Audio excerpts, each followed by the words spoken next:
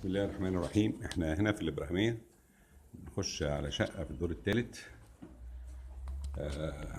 شقة فيها لما تخش تلاقي صالون كده ظريف وأوضة سفرة،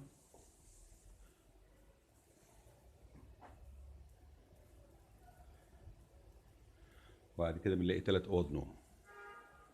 في مكيف هنا اهو في الصالة. هنا دي أوضة نوم الأولانية بص على الشارع، ودي أوضة النوم التانية فيها سرير كبير ودولاب تسريحة وليها بلكونة بص على الشارع.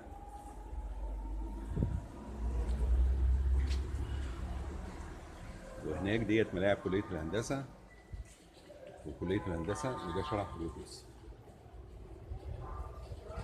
واحنا باصين على الشارع ده على طول في الدور الثالث. دي أوضة النوم والدولاب، يبقى دي الأوضة التانية. ونرجع تاني على الصالة،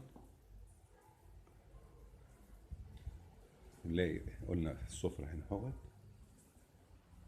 وده أوضة نوم تالتة للأولاد أو أوضة نوم فيها سرير دبل،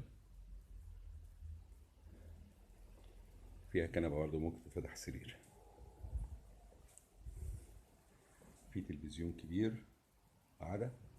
وبعد كده بنخش نلاقي مطبخ، تلاجة هي كبيرة جديدة، مطبخ فيه بوتاجاز ودواليب، وفي موتور مية، الحمام،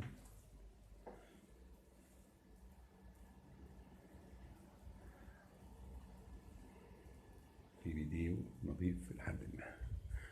شقة معروضة فقط للإيجار مدة طويلة للطلبة وعائلات كبيرة. المزيد من الاستعلام حسين مشنب عينك لإدارة الأملاك.